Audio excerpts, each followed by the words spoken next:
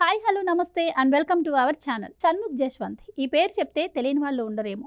Short ఫిలిమ్స్తో అలాగే big బాస్తో Telugu వాళ్ళందరికీ పరిచయం అయ్యారు. అయితే ఏదో ఒక రూమర్తో ఎప్పుడూ వార్తల్లో నిలుస్తూనే ఉన్నారు. మొన్న ఈ మధ్య ర్యాష్ డ్రైవింగ్లో పట్టుబడ్డ షణ్ముఖ్ ఇప్పుడు ఏకంగా డ్రగ్స్తోనే పట్టుబడ్డారు. చూడడానికి సినిమాల్లో సాఫ్ట్గా కనిపించే జశ్వంత్ డ్రగ్స్ కేసులో పట్టుబడ్డాడు అంటే అందరికీ ఆశ్చర్యంగా ఉంది. సో దీని గురించి మరిన్ని వివరాలు సీనియర్ పొలిటికల్ జర్నలిస్ట్ హేమసుందర్ గారు మనతో పాటు ఉన్నారు. ఆయన అడిగి తెలుసుకుందాం. నమస్కారం అండి. నమస్తే అండి. హేమసుందర్ గారు, సో షణ్ముఖ్ జశ్వంత్ డ్రగ్స్ కేసులో పట్టుబడ్డాడు. ఈ రోజంతా సంచలనమైన న్యూస్ అంటే అదే అని చెప్పుకోవచ్చు. సో చూడ్డానికి నేను చెప్పినట్టు సినిమాల్లో చాలా సాఫ్ట్గా కనిపిస్తాడు. ఎవరికి ఈ యాంగిల్ అయితే తెలియదు ఇలా అని. చాలా వచ్చినాయి బిగ్ బాస్ తర్వాత ఆయన గురించి. సో ఇప్పుడు ఇది ఎలా చూడొచ్చు అంటారు దీన్ని? అంటే ఇట్లాంటి ఆరోపణలు వచ్చినప్పుడు ఏంటంటే మనం ఒకే కోణంలో వెళ్ళిపోతూ ఉంటారు సాధారణంగా. మీడియాలో ఎలాంటి వార్తలు వచ్చినా కానీ ఎవరైనా పట్టుబడితే దొరికిన వ్యక్తిని దోషిగానే చూడటం అనేది అలవాటైపోయింది. కేసు బుక్ చేస్తారు సాధారణంగా ఏ విషయంలో అయినా. కేసు బుక్ చేసినప్పుడు కూడా వార్తలు రాసేటప్పుడు కూడా దోషిగా రాయరు, నిందితుడు అంటారు. అతను దోషి అవునా కాదా అనేది కోర్టులో సాక్ష్యాధారాల తర్వాతే మనం దోషిగా మనం చెప్పాలి. అప్పుడు కానీ ప్రూవ్ అయితే దోషే. అప్పటిదాకా నిందితుడు అంటే ఆరోపణలు ఉన్న వ్యక్తి కానీ చెప్పాల్సి వస్తుంది. ఇప్పుడు కూడా ఇలాంటి ఆరోపణలు షణ్ముఖ్ ఎదుర్కొంటున్నాడని చెప్పాల్సి ఉంటుంది. అతను దీంట్లో దోషిని మనం చెప్పడం కూడా కరెక్ట్ కాదని నా ఉద్దేశం. కానీ ఇక్కడ చూసే వాళ్ళందరికీ ఎలా అనిపిస్తుంది అంటే మూవీ వాళ్ళంటేనే, యాక్టర్స్ అంటేనే డ్రగ్స్, నిజంగానే డ్రగ్స్ తీసుకున్నారేమో అట్లా అనిపిస్తుంది. సో దానికి తగ్గట్టే ఆయన డ్రగ్స్ తీసుకుంటుండగా పట్టుబడ్డాడు, ఆయన ఇంట్లో డ్రగ్స్ దొరికింది, ఇలా చెప్పుకుంటూ ఉన్నారు. ఆయన వాళ్ళ అన్నయ్య ఎవరినో మోసం చేశారు, సో ఆ యువతి కూడా వెళ్ళింది, ఆ యువతిపై ర్యాష్గా బిహేవ్ చేశారు, ఇవన్నీ కూడా వినపడుతున్నాయి. సో ఎంతవరకు నిజమంటారు ఇవన్నీ? అంటే సినిమాలో చూస్తూ ఉంటాం మనం, పోలీసులు మనల్ని ఇరికించాలంటే కూడా అవును, అక్కడికక్కడే పట్టుకొచ్చేసి దాదాపు దొరికిన సారని తీసుకొచ్చి ఇస్తూ ఉంటారు. అలా ఎందుకు జరగకూడదు? మనం ఆ కోణాలను కూడా ఆలోచించాలి కదా. అవును. ఇక్కడ అంటే షణ్ముఖ్ జశ్వంత్ మీద కోపం ఎందుకు అలా చేయడానికి అని మీరు అనొచ్చు కూడా. అంటే ఇక్కడ వాళ్ళ అన్నయ్య మీద ఆరోపణలు వచ్చినాయి. వాళ్ళ అన్నయ్య ఒక యువతిని ప్రేమించాలని చెప్పి మోసం చేశాడు, ఇంకో యువతితో వారం రోజులు పెట్టుకున్నాడు అనుకున్నప్పుడు అవతల ప్రేమించిన యువతి కంప్లైంట్తోనే పోలీసులు అతన్ని వచ్చినప్పుడు అతను గంజాయి తీసుకుంటున్నాడని చెప్పారు వాళ్ళు.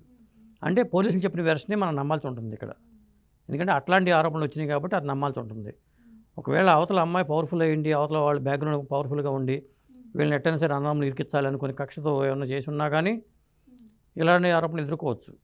ఏదేమైనా మొత్తానికైతే అతను దొరికాడు, పోలీసులు అరెస్ట్ చేశారంటేనే అతను గంజాయితో దొరికాడు, లేదా ఇట్లాంటి డ్రగ్స్ తీసుకుంటున్నాడు, ఇలా రకరకాల ఆరోపణలతో మనం చర్చించుకోవాల్సిన పరిస్థితి అయితే వచ్చింది. అవును, కానీ బ్రదర్స్ వాళ్ళ బ్రదర్ కోసం వెళ్ళారు, యాక్చువల్లీ షణ్ముఖ్ కోసం కాదు, వాళ్ళ బ్రదర్ కోసం వెళ్తే షణ్ముఖ్ డ్రగ్స్తో పట్టబడ్డాడు అని అంటున్నారు. సో ఇంతకుముందు ఎప్పుడు కూడా మనం షణ్ముఖ్ గురించి అలా ఎప్పుడు వినలేదు.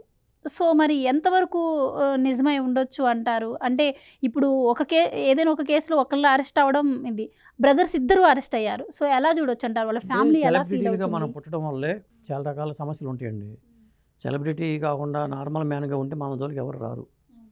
మీరు వాడికి వాళ్ళ ఒక రాజకీయ పార్టీ పెట్టి మీరు పోటీ చేస్తున్నా కానీ మీ మీద బురద చల్లే వాళ్ళు ఎక్కువ ఉంటారు. అలాగే ఒక సెలబ్రిటీగా మీరు ఉన్నారనుకోండి, మీరు ఒక నటి అయి ఉన్నారనుకోండి, మీ మీద కూడా ఎలిగేషన్స్ వస్తాయి. అట్లా కాకుండా నార్మల్గా ఉంటే ఏ ఎలిగేషన్స్ ఏవి రావు. ఇక షణ్ముఖ్ జశ్వంత్ ఏంటంటే గతంలో దీప్తి సునైనాతో లవ్ అఫైర్ నడిచింది, తర్వాత వాళ్ళిద్దరు విడిపోయారు. ఆ తర్వాత అతను విరహవేదంతో చాలా ఇబ్బందులు పడ్డాడు. బిగ్ బాస్లో కూడా అతను పార్టిసిపేట్ చేశాడు. కారు యాక్సిడెంట్లో తాగి మద్యంతో తోలి 3 కార్లను డ్యామేజ్ చేశాడని చెప్పి అప్పుడు ఎలిగేషన్స్ కూడా వచ్చినాయి. ఇలాంటివన్నీ వస్తూ ఉంటాయి, సాధారణంగా వస్తూ ఉంటే అక్కడ చేసి ఉండొచ్చు. ఒక్కొక్కసారి మనం పట్టుబడిన తర్వాత మీరు పలానా కేసులో ఉన్నావు కదా, నువ్వు పలానా కేసులో ఉన్నావు కదా, ఇరికించవచ్చు పోలీసులు కూడా. అది కూడా జరుగుతూ ఉంటుంది. మొత్తానికి ఏదైతే ఏమైందో అన్నదమ్ములు ఇద్దరు విషయంలో మాత్రం ఈ విషయంలో కొద్దిగా సీరియస్గానే పోలీసులు వ్యవహరిస్తారు. అది ఇద్దరు ఒకేసారి అరెస్ట్ అవ్వడం కూడా వాళ్ళ ఫ్యామిలీ, వాళ్ళ మదర్ కావచ్చు, ఫాదర్. మరి పాపం వాళ్ళు, అతను ఏంటంటే సాఫ్ట్వేర్ డెవలపర్, ఏదో ఒక వెబ్ సిరీస్తో పాపులర్ అయ్యాడు. అలాగే సినిమాలో ఏదో ఒక సినిమానే చేశాడు అతను. ఇతరత్ర అతను టీవీ సోషల్ మీడియాకే బాగా పరిమితం చెప్పాలంటే అతను. అలాగే దీప్తి సునైనాతో చాలా వీడియోలు అయితే ఉన్నాయి, ఇన్స్టాలో కానీ యూట్యూబ్లో కానీ చాలా వీడియోలు ఉన్నాయి. అతను వైజాగ్ ఇక్కడికి వచ్చి ఎట్లా పేరు తెచ్చుకున్నాడు. అతను చదువు సంజీలన్నీ వైజాగ్లో జరిగినాయి, ఇక్కడికి వచ్చి పేరు తెచ్చుకున్నాడు. కాకపోతే ఇవాళ ఇన్ని ఆరోపణలు వస్తున్నాయి అంటే దీని వెనకాల ఏదైనా కుట్రకోణం కూడా ఉందా అనే విషయంలో కూడా మనం ఆలోచించాలి. ఒకవైపు మనం వార్తలు రాగానే సాధారణంగా ఏం జరుగుతుందంటే ఒకవైపునే రాళ్ళేయటం మొదలవుతుంది. ఒక సెలబ్రిటీ, ఒక హీరో కానీ డ్రగ్స్ కేసులు పట్టుబడినా కానీ అదే కోణంలోనే చర్చలు జరుగుతూ ఉంటాయి. అదే కోణంలోనే పలు యూట్యూబ్ ఛానల్స్ డిస్కషన్ చేస్తూ ఉంటారు. ఎంత డ్యామేజ్ చేయాలో వాళ్ళు అంత డ్యామేజ్ చేస్తూ ఉంటారు. కాబట్టి ఇలాంటి విషయాలు ఏంటంటే ఆచితూచి వ్యవహరించాల్సిన ఒక ఆవశ్యకత అయితే ఉంది. ఎందుకంటే అవతల పక్క కొన్ని ఆరోపణలతో ఒక యువతి ఆరోపణ చేసింది కాబట్టి మనం ఈ కోణంలో ఆలోచించాల్సి వస్తుంది.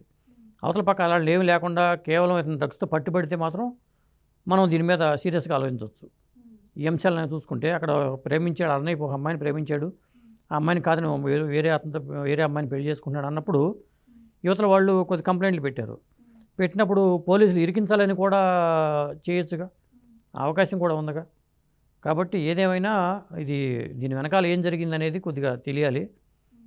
తెలిస్తే కానీ మనం దీని గురించి ఏం మాట్లాడలేం కూడా.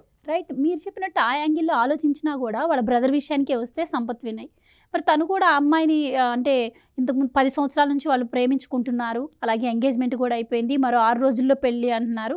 అయితే ఆ అమ్మాయికి రీసెంట్గా తెలిసిన విషయం ఏంటంటే ఇతను ఆల్రెడీ 10 రోజులు కంప్లైంట్ పెట్టిందంటే అక్కడ సంపత్ వినయ్ మోసం చేసి ఆవిడ తప్పు పట్టచ్చు. వాళ్ళ అన్నయ్య చేసిన తప్పుగానే మనం భావించాల్సి ఉంటుంది. ఎందుకంటే ఈ వ్యవహారం తేల్చుకోకుండా ఇంకో పెళ్లి చేసుకోవడం అనేది అతను తప్పే ఆ విషయంలో. అది మీరు అన్నట్టుగా అది కరెక్టే. ఎందుకంటే ఆ విషయం తేల్చాలి. ఆ అమ్మాయికి న్యాయం చేయడం కోసం పోలీసులు ఇట్లా చేశారన్నా, ఎందుకంటే ఒకళ్ళు న్యాయం చేయడం కోసం కొన్ని చేయొచ్చు, అక్కడ ఇబ్బంది లేదు. అది ఏదేమైనా ఈ ఇష్యూ మీద కూలంకషంగా మనం స్టడీ లేకుండా ఏదైతే మరి మాట్లాడకూడదు. అటుపక్క ఏ లోపాలు ఉన్నాయో ఇటుపక్క ఏ లోపాలు ఉన్నాయో అది తెరవెనక ఏం జరిగిందో, వాళ్ళు సెలబ్రిటీలు కావటం వల్ల సోషల్ మీడియాలో పాపులర్ అవడం వల్ల షణ్ముఖ్ మీద షన్ను అంటూ ఉంటారు. మనం ఇవాళ డిస్కస్ చేయాల్సి వస్తుంది. చూడాలి ఏం జరుగుతుందో చూడాలి.